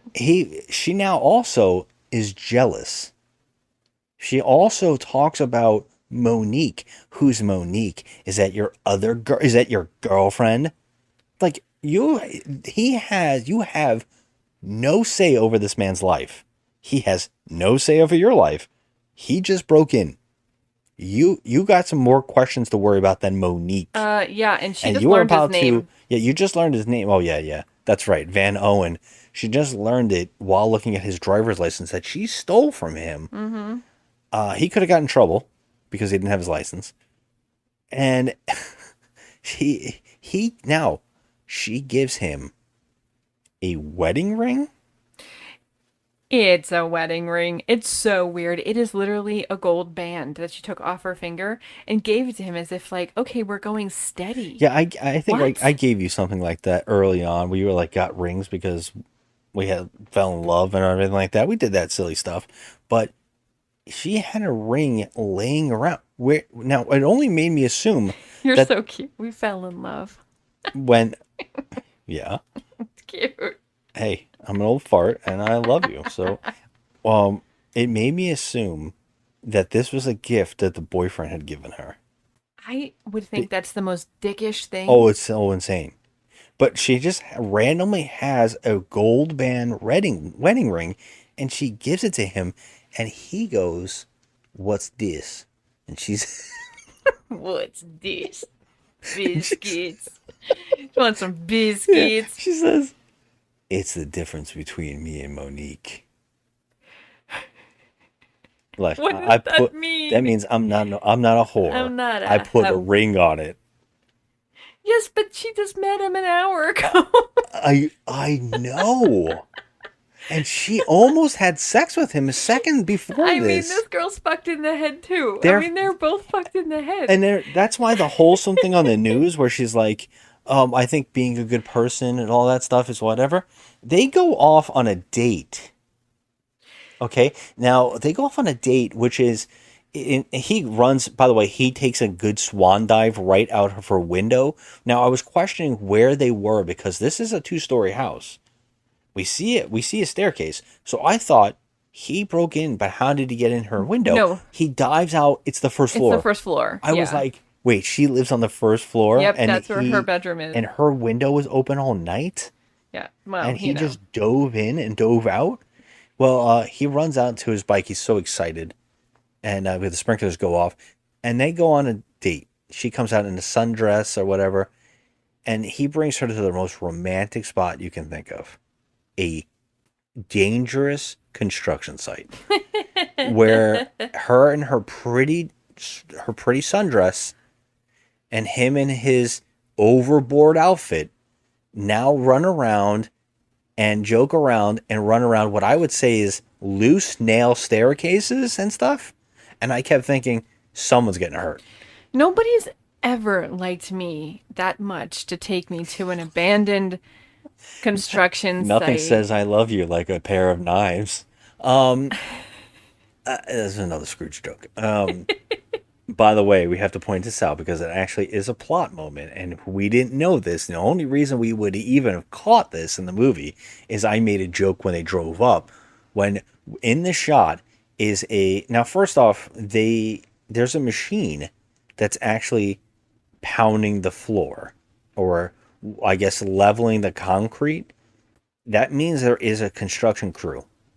There's nobody there. But there's no one working at the construction site that they're on. But there is a device that's pounding the floor. And I said, is this a metaphor like Naked Gun? That this is like a sex metaphor of this thing slamming the floor in the shot. And we were laughing about it, but little did we know this would actually come back as a plot device. Who knew? But what's really funny is she tells him while they're playing around and having a little cutesy montage. By the way, you would think a lot of rap music would be played in this movie. No, the music in this movie is pretty awful. It's like smooth R&B jams that no one's ever heard. Mixed into like Enya. It's like, and it's like, yeah, and then you're gonna kiss her. It's like, what is this? Like, I think you're what actually is doing a better job than they are. What is happening?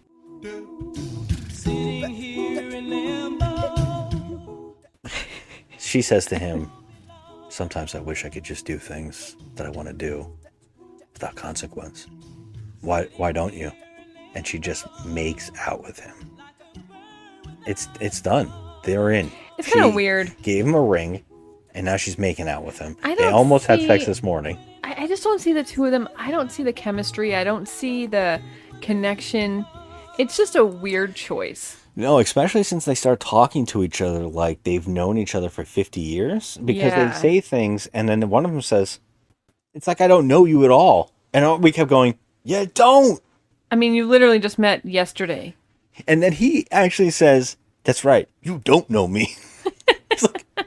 Yeah, no, I No don't shit. know you at all. Yeah, no shit. But they're already like freaking engaged almost with that stupid ring she gave him. Because the plot gets crazier where do they have okay, so he brings her home, and the father's freaking out that these people have come to to get money and that they're gonna hurt the family, so he's freaking out. So when he sees Van Owen over here, he's like, who's that?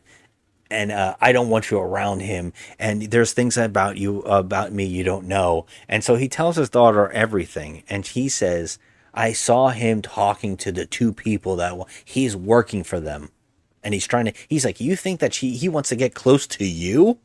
No, he wants to get close to me. I mean, and I'm like, wow, dude. That assumption is so ridiculous. It's ridiculous. Like, it is so dumb.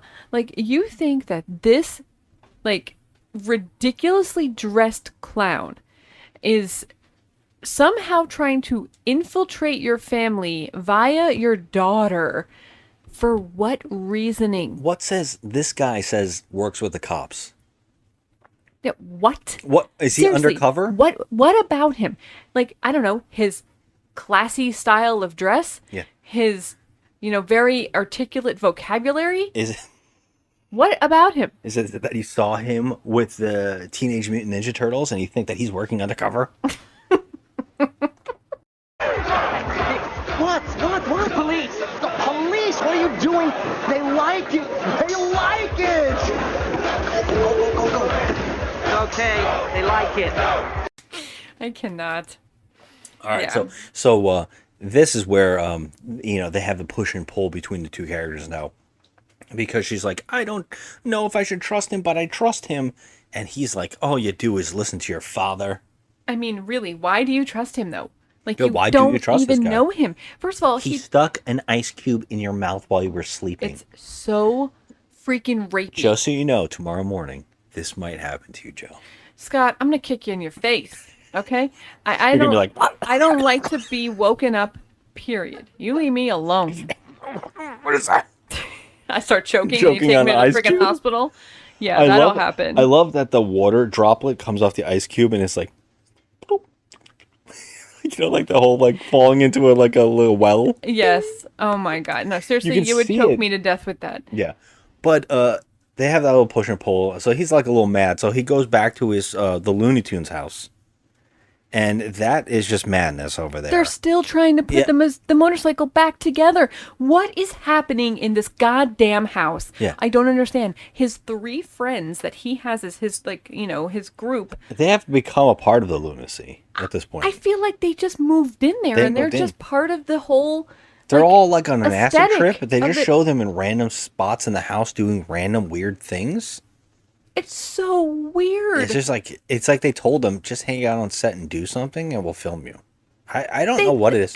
In Do fact, these people have homes? I don't understand. they're learning how to dance.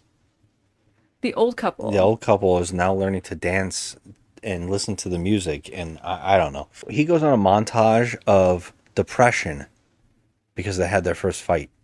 Yeah, so he's doing all those cliche pondering faces where he's just sitting on his motorcycle in the desert, just looking off into the distance, you know, brooding, you know, doing icy brooding. I forgot. This is important, and you'd think that this would be a part of the fixing the motorcycles, but the boyfriend was angry, and so got drunk with his friends, and they went and beat up their motorcycles. Yeah, but of course not Vanilla Ice's. But the other 2. Yeah. And so And we never seem to be react to we this never or to find see- out no, about it. Nothing. It's just that Vanilla Ice fights them, and some of the worst fight scene footage I've seen in quite a long. It's just him turning and then suddenly punching somebody or grabbing a bat awkwardly and hitting them over the head with it, and he just beats up a bunch of guys. One guy he throw punches. Yeah. I was like, that guy's dead. I thought This it is was the boyfriend. This is a Con Air moment, you know. No, it wasn't the boyfriend. He had like, well, we find out that he's in the hospital with like a broken nose from this fight. It's so strange. And now you think that maybe they're fixing their other motorcycles now as well, but that's never discussed. They don't ever talk about the broken It motorcycles. never comes back. It is so stupid. The only reason I brought it up is because that kind of comes back in a little bit about, when the father and the daughter fight, he says, he put your boyfriend in the hospital. And so she was like, No, he didn't. no, oh, of course be not. true. No, it can't be true. It can't be true. So, like, she doesn't want to believe anything bad about Vanilla Ice. She doesn't want to believe that he's got, you know, he's in with those 2 goons that are trying to, you know, hurt the family. And which is crazy because, like, literally, this just depicts her in, like, the worst light, this character. Like, she's just so dumb. And apparently she's brilliant. According to the news. Oh my God, exactly. So, like, I just don't get it, and the connection there is just so off. It's just I don't feel it. I don't feel a connection with the 2 of them, and it's like, oh, okay, I'll kiss you because I'm being paid to, you know, that kind of thing. But you don't feel it between the 2 of them. No, It's not weird. At all. And the brother now has escaped Little League. He has And escaped. He's escaped Little League and shown up at the Looney Tunes house to ask Vanilla Ice to give him a motorcycle ride that he promised. And he's like, nah, fam. You know? and he's like, that no one ever gives me any. Okay, get on the bike. Now, he is now going to take this family's child and bring him around on a motorcycle. Everything here screams, don't do it. Yep. And they drive past the boyfriend in his car with the broken nose, and the little brother flicks the guy off, right? And they drive around. Now he drives the kid back home. The kid goes and play Super Mario Brothers, and then he finds out that the 2 bad guys have broken into the house. And it's like, now they know his entire schedule because the first thing the guy says is, "Why aren't you at Little League?" I was like, "Jeez, man, This is so weird. When did you get there? Like a whole schedules, like." This plot It's is only been a so- day. How do they learn all this? Do you know what this reminds me of? It reminds me of Joe Pesci and like the Wet Bandits. These two guys are the one tall guy is crazy in this movie. He's over the top. I mean, they remind me of the Wet Bandits. I can Home Alone. see that. Because like they're always just skulking around. And the thing is, like, they could easily just kill Michael Gross and end it. They're lurking about outside his house. Like, what is the reasoning? Are you trying to get revenge, or are you trying to join the PTA together? I mean, what is going on? Like, it's almost like there's nothing menacing about these two guys that have threatened this family. There's nothing menacing. It's so weird. And it's like they have no dialogue written for them, but they're just saying a lot of lines. Yeah. That all seem just like scatterbrained crazy stuff the guy's coming up with on spur of the moment, like just completely out of left field. And they now this is some odd stuff. First off, the kid calls 911 and they go, call him. Right? And he walks after him and the phone, now 911's phone is ringing for a little bit. That's a little odd. And the kid says, I know that these calls get traced. Yeah. I've seen it on America's Most Wanted or whatever it is. And he's like, yeah, that's nice. And he rips the phone cord out of the wall.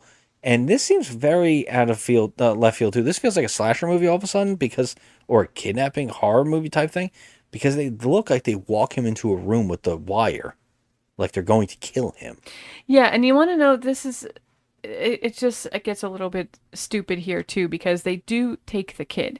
However, when the parents come home, they don't notice that there's things tussled around, like the phone's in the middle of the floor, the phone's ripped out of the wall. Actually, the parents do almost instantly. The daughter comes home and is like, where are you?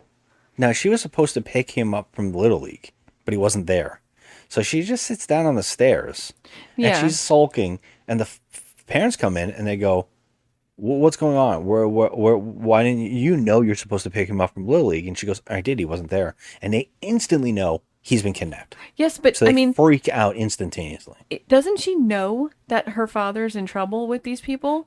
She acts like she doesn't know any of that. Like, even though there was a whole scene of him telling her and explaining himself. Then why is she so nonchalant about just not knowing where her brother is? He could have been murdered by these two goons. She's just acting like, oh, I don't know, I thought he was with you. Yeah. Like, you were supposed to pick him up, he wasn't there. Does any of this sink in? Exactly. And you know what's funny, too? I wouldn't talk about this one. He does tell her everything. He makes it feel like it's her fault. Yeah. Like, he's like, I did this for you. We have to be careful. And I kept making jokes like, you're all gonna die. Like, you know, it's just like, why don't you get in a car and get them out of here? Right. Like, why don't you do anything? He actually, he says, okay, now I'm finally calling the cops when the kid's kidnapped. And the mother says, no. I didn't get any of that. I was like, what? Because I don't know what they're thinking. But here's my favorite bit. Vanilla Ice shows up at the door. And this is when they definitely know that he's been kidnapped, because he's like, I want to talk to her. I want to talk to Kat. And they're like, we don't have a cat. And he's just like, Kat. Yeah, duh. And he goes, they're like, no, we're not going to talk. She's not going to talk to you. And he's like, fine. This is for you. And he gives her an envelope, and it just so happens to have a tape in it that was on the doorstep that is a weird recording of the child reading some kind of like ransom note. Yeah, but what's funny about this is like the way he worded it, this is for you, as if he was the delivery boy. Why didn't you just say, hey, I found this on your porch? You know? Because he can't say anything properly. He's like, this for you. Yeah, like he just has to be so like ridiculous about everything. So the kids made a recording, you know, if you don't come or whatever, they're gonna kill me, basically. I don't understand what they want from Michael Gross at this point. So they found him. They know that he turned them in. I don't understand. They want money. They keep saying that he stole money from them or something, which is really nuts. And I guess they want the money back they were embezzling or something. I don't know. I don't know. I'd have to go listen to that clip and understand it a little more, but it does seem very sketchy, the whole plot of this movie. Well, what I love is he finally, when he hears the tape, I'm gonna call the cops and tell them that it's him, because he's across the street. So she goes, no, and she grabs the tape and she runs across the street. Now we see her running down the sidewalk from a different direction, although he's always pulling up his bike in a different direction. Yes. You think he would be coming from that one spot. But she runs and she goes, I need to talk to you. They're blasting music. And he's like, what do you want? You know? And then she's like, please, I need to talk to you. And he's like, you need a therapist. Right? He's like, wow. I mean, that really escalated quickly. It escalated he turned on her quick. He really hates her now. Yeah. And then he gives a tape. She goes, play this tape. And he goes, why? What's on this? She says, my brother was kidnapped. And they're all like, word. Oh. Yeah. Like, oh no. Like, now we have to pay attention. So they listen. And here's the thing. Vanilla Ice can hear in the recording the noise that the machine was making when they were having a little escapade. I said too. I said I know what they're doing. That little grinder thing from the construction site. So what does he do? He gets her and gets his gang and gets on the motorcycle. Because they're all fixed now. Yep, all the motorcycles are fine, by the way. They're all fine. They were beat up, they were disassembled, but now they're good. They're good. So in an epic moment, while the two goons are looking for Vanilla Ice and they see him with their binoculars outside of this building that they're in at the construction site, they see him leave. And they're like, oh, okay, yeah, this guy, he's an idiot. He left. Well, before you say that, the one tall guy is playing with a huge flashlight.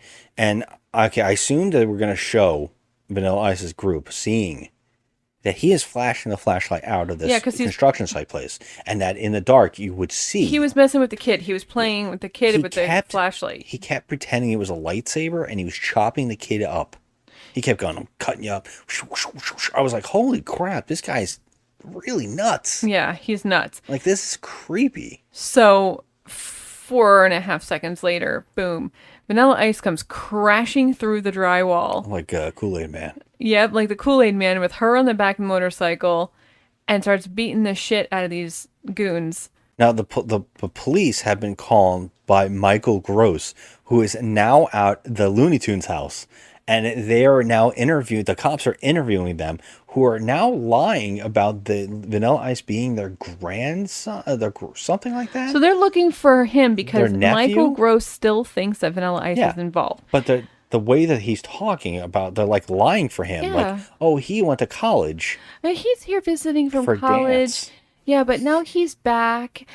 He went back to college today. He's in school for dancing. So they're trying to cover up for him. Yeah, he's in school for dancing. So they cover it up for him because they think he's going to be in trouble. But then you hear a honk of a horn on a car, and then they turn around and you have the motorcycles, and they have tied the two goons to the front window of the car, and they all drive them all up to the police.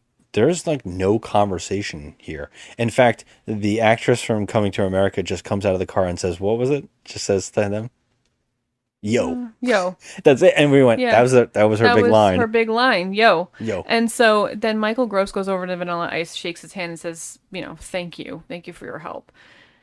He has a conversation with the daughter, Vanilla Ice, and says, okay, so you're going to go to college now? And she's like, well, college doesn't start tonight.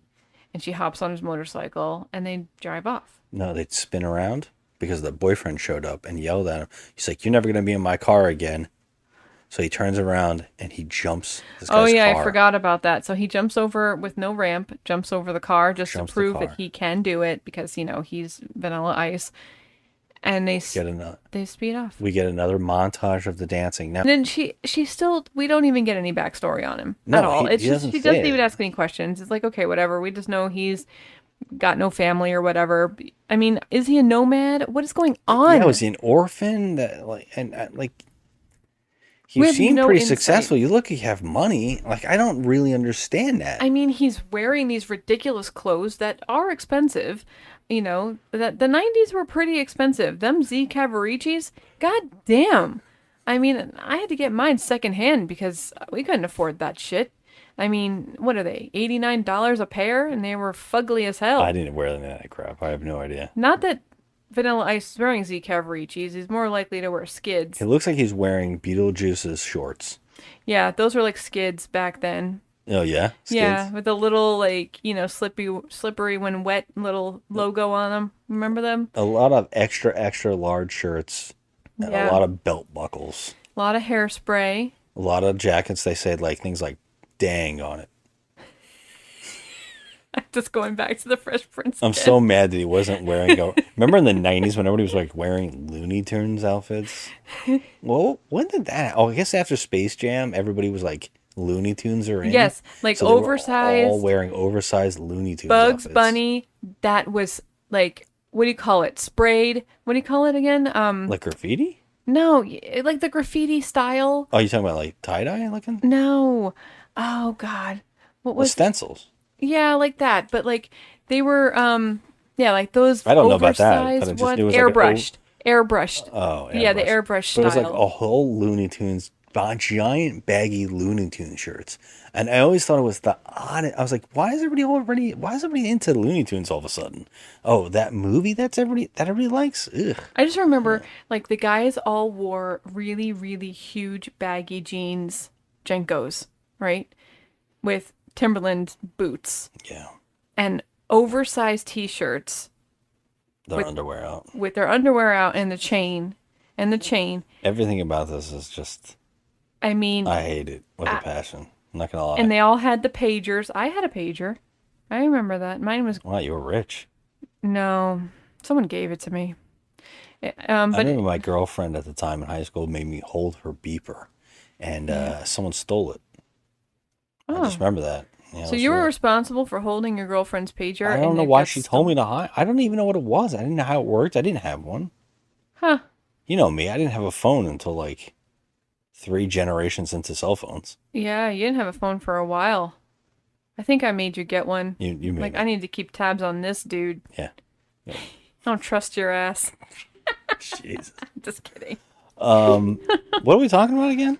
Oh yeah, Vanilla cool as ice. Yeah, and then can we talk about his hairdo again? Because he had like it all lined up in the back with all this crazy pattern. There was like a going on. checkerboard. Remember when they used to do that back then, where they used to put designs in their hair? You know, the guys used to do that. Yeah.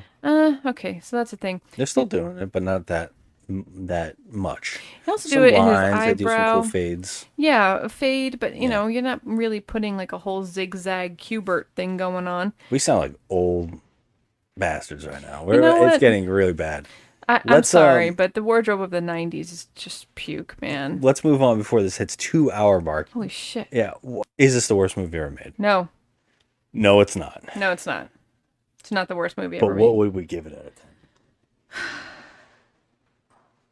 Okay, I did not feel as though I just wanted to turn it off because I was so intrigued to see if I was going to get any of the answers to my questions, and I was intrigued to see how it was going to go.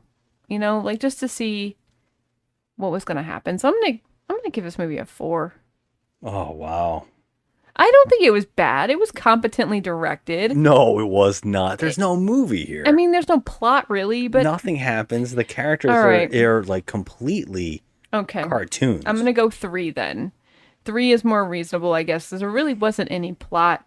The characters were, the 3 friends were completely cut out of the movie. There was no reasoning for them to be there. We didn't even talk about the drive sequence where the girls told her, "How dare you treat your boyfriend like this? You love him. You better call him." Yeah, you're lucky if he gives you another chance Yeah. after he got his nose broken. Yeah, it's terrible. Like, I'm pretty sure it's over, bitch. Yeah, I would have been like, "Get me out of this car." Fucking girls. I want to give this movie. I want to give it a 2. Wow. This was bad. We've seen worse I than thought this. I thought this was going to be better than I thought. And then when I got to the movie, I was like, "There's not even a movie here." This is like Nicholas Sparks wrote. Like it's like he threw, like they picked out of the trash can. They took some of Nicholas Sparks' writing out of the trash can and went, just use one of these pages and make a story. Stick Vanilla Ice in it. See, I feel bad because rappers were already in movies before this movie came out. Like Oh, Ice-T was in New Jack City and he was pretty badass. But those are and good movies. Those were yeah, actual good storylines. movies. Like I feel like maybe he thought that he was gonna have something here, but I'm sure he did. I don't know. I'm gonna say 3. You're gonna say 2? I want to say 2. I'll go 3 with you, but I'm trying to figure out where I want to put this on this list. of all of our movies ranking, because we say if this is not the worst movie, what is? We have our little ranking list, and I want to put this. Oh my god, these are all terrible. I'm gonna put this right above Perfect. I think Perfect is better. Okay. So yeah, I'm gonna put Perfect this is at better, yeah, for number sure. 22, right after Beach Balls. Oh my goodness. So, what now? What do you got? All right, so this brings us to our segment of why we can't have nice things, where I read out the two extremes of internet reviews, a 1-star and a 10-star review, as proof that people ruin the movie rating system, and proof that no matter what, there's always going to be someone who fucks it up for the rest of us. And these two reviews that I chose piss me off. Okay? Piss me off. Uh-oh. These people. Now, I am not a violent person. Go for it. But I want to smack these people. Okay. Okay, here I'm we interested. go. Starting with the 1. So 1 out of 10, Mr. Van Winkle explores new depths in movie making. While it is hardly necessary to comment on Vanilla Ice's acting abilities, other than to say he makes Steven Seagal look like Robert De Niro, I feel I should warn other unsuspecting innocents about this movie. To be brief, this is the worst movie I have ever seen, bar none, and I have seen some turkeys in my time. I know Ice's appalling music career should have warned me as to how bad this is. I had no idea as to the actual level of its stupidity. Basically, it's just a movie-length music video, and a terrible one at that. Its only purpose is to further inflate Vanilla's already huge ego. You have to question the sanity of the director responsible for this piece of tripe. Surely he knew what he was getting himself into before he agreed to take the job. Okay, first of all, let me tell you something. You have not seen any turkeys, okay? I am sorry. If you think this is the worst movie you've ever seen, then you haven't seen shit. It's pretty bad. Come to my house. I get it. We didn't really talk about his acting. He definitely doesn't know what to do, but he wasn't an actor. And I'm going to give him a pass on it, but he does virtually mug the entire time. I mean, yes, he just keeps doing these eye looks. A couple of times he does the Zoolander face. He does it all the time. Yeah, it's like Smolder. It's a smolder. Yeah, and that's it. Like, oh, Smolder. Like, that's all they kept telling him all set. And so I can't really blame him because he isn't an actor. He was a performer first. Yeah. You know, he wasn't... It's a little tougher getting into the game, but I don't think he did necessarily the worst I've ever seen.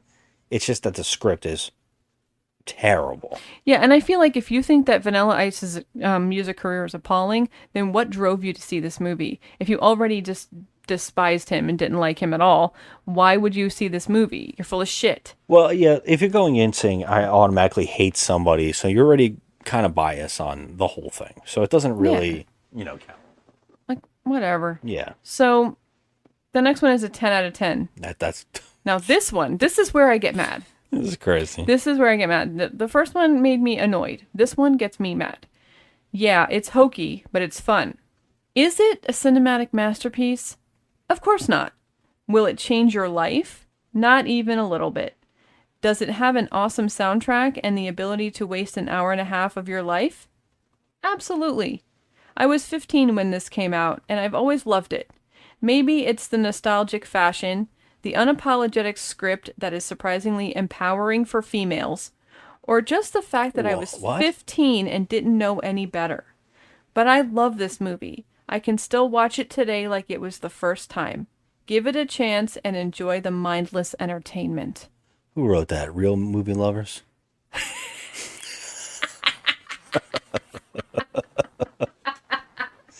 Wait, what? Back up. This is a female empowerment film? Well, you really done it this time. I honestly don't know if Nick will take you back. The least you could have done was go see him in the hospital. Call! I mean, who do you think you are anyway? Well, I still don't think it's too late. I mean, not if she's cool about it. Are you kidding? You think he'd forgive her after humiliating him like that? No way. Just tell him how sorry you are and how much you love him. It's a female empowerment film, apparently. Yes. How so? Well, they don't elaborate on their feelings towards that, but apparently it is. It's an empowering Well, for talk females. to me about that and tell me why. I wish I could. I don't know. Maybe it's because I'm baffled. she doesn't stand up for nonsense with her boyfriend and just like, does not take his shit and walks away from him. That scene are we talking That about? she's gonna hook up with somebody she just met just minutes ago because he's got like some cool glasses on and a nice motorcycle? Yeah, because in fact it actually makes females look stupid, is what it does. He broke into her house and stuck an ice cube in her mouth. Yeah. I honestly You're am worried about her going forward into college. Yeah, because college is probably going to be worse. Yeah, I'm a little worried about it. So, yeah, she has the common sense of a freaking dried up raisin. Wait a minute. A dried raisin? Yeah. Isn't that already a raisin? Drier raisin? A drier raisin, okay? Like, picture where you bite into a raisin and it's really hard. Oh my God. Fossilized. A drier raisin. Fossilized raisin. How about the common sense of a frozen tater tot? That's what I was expecting you to say. Okay. Let's go with the frozen tater tot. She's awful. She's stupid, this character. But this person writing this review needs a slap. All right. I got nothing else to say. This movie, while watching it, I was like, I could talk about this movie forever. But it's not because it's like great or it's so bad it's good. It is confounding. It's I was shocked through the whole thing. I didn't know what was happening on each like little shot or each little idea. And so it's to me a bad movie, but I'm going to give it a little bit of more of a pass than I normally would have, because at least it was like, it was fun. This is definitely a drink with friends movie. Oh yeah. I think this would be a ball with a bunch of friends laughing drunk. Yeah. I mean, whatever. There's a lot about Vanilla Ice we can go into, but kind of got to have some kind of respect for the guy. I mean, he did bring himself out of the shit. He now has like, this big gig where he flips houses and stuff. I thought he ruined that when he stole all that stuff from the neighbor's house. No, he's still going with that. I thought I think it's called the Vanilla Ice Project. I thought that ended because he went and stole this whole house's property and said he thought it was vacant. Yeah, but I think it's still going, isn't it? I thought that ended his career. Oh, I don't know. Hold on, let's see. I'm looking it up on the internet. He said, "Oh, I thought it was vacant." That was his excuse for stealing all the property from this one place. No, I mean, it still went on from 2010 to 2019. Yeah, that's when he did the burglary. No, he had the burglary in 2015, I think. Oh, I thought it was 19. But all right, whatever. It doesn't matter. I want to go into it anymore. I don't want to stretch this out even longer. Any parting thoughts?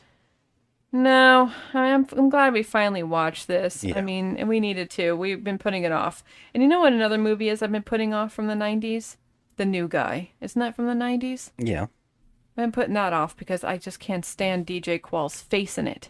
Oh, poor DJ Qualls. No, when he makes that stupid goofy face in the He can't trailer? help it. No, he does it on purpose. Like, he's trying to be like, tough guy. Ever since I saw that trailer and him doing that face, I can't. I thought the only reason you didn't see it was because Elijah Dushku bad dances in it again. Oh my God, she's a spaz. But that's not why. No, I just figured it was going to be more like Malibu's Most Wanted. Oh, that kind of one thing. day we'll watch that which too. we still haven't seen. Yeah, But we'll have to do a 90s month oh God, man, you're gonna have and to really torture ourselves. Oh no. All right, so next week we're going to do another rapper turned actor movie. We're going to talk about the horror movie Bones with Snoop Dogg. All right, so thanks for listening, everybody. As always, hit us up on social media at Just Another Movie Night on Instagram and Joe at the Crafty Misfit on Instagram. We'd love to hear your opinions. Tell us why you think 10 out of 10 for Cool as Ice. I'd love to hear it. All right, everybody. Have a good one. Thanks for listening. Bye. No, I'm out of here. Oh, I thought we were out of here. So what are you gonna do, college girl? Well, I don't know. You know, college doesn't start tonight. Smart ass.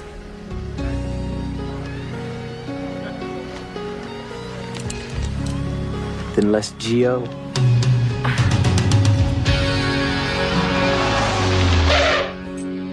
Kathy! You know what you're doing? I hope not. Well, I hope you like being a biker chick, because you're not going to see me or my car again. Imagine that.